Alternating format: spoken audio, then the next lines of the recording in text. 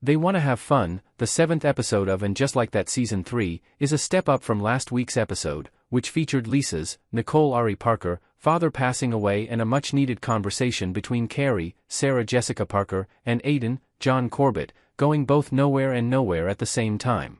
Carrie and Miranda, Cynthia Nixon, throw a birthday party for Charlotte, Kristen Davis, to distract her from Harry's, Evan Handler, cancer, Richard Burton's terminal illness, as Carrie tells Miranda. The outcome is a jumbled episode that is occasionally very funny. Joy, Dolly Wells, taking back her gift to Charlotte since she wasn't meant to know about Richard Burton was surprisingly funny, and occasionally sad. The karaoke parts were okay until they got too lengthy. The interactions between Carrie and Duncan, Jonathan Cake, are entertaining to me. It hasn't been hurried at all because the show has been able to develop their relationship in a realistic way, and their work interchange is pleasant. By the end, Seema, Sarita Chowdhury, and Adam, Logan Marshall Green, Carrie's gardener, who I initially thought she might have a relationship with, but it was thankfully and quickly crushed, hit it off and go home together. It's a relationship I didn't see coming, but after a series of disappointments and a failed matchmaker match, Seema needs this. Perhaps Adam is exactly the kind of guy she should be with, at least right now. He's the complete opposite of her, but in a positive way.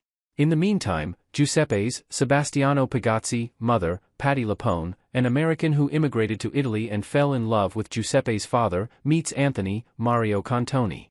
Anthony is concerned that she does not hold a favorable opinion of him, and he is correct, she does not seem particularly impressed. However, I find her personality quite appealing. Next is Lily, Kathy Ong, who believes that her breakup with her first high school lover is the worst thing she will ever experience because it was so painful, to be a teenager. Other than attending Charlotte's party and being shocked to learn of Harry's sickness, Lisa didn't have much to do here. That's okay in this instance, but it keeps her feeling more cut off from the other characters. Even if the show was decent enough, nothing was more captivating than the closing exchange between Carrie and Miranda. It intensified the feelings I've had for a few episodes, particularly as And Just Like That keeps attempting to make Carrie and Aidan work. And just like that? Why Carrie was upset with Miranda for implying that she was enjoying herself with Duncan during Charlotte's karaoke-themed birthday celebration is beyond me. Even though Carrie herself was questioning the 5-year wait and no sex with other people issue in the final episode of And Just Like That, Carrie took it quite personally, acting as though Miranda was sulking about her relationship with Aidan.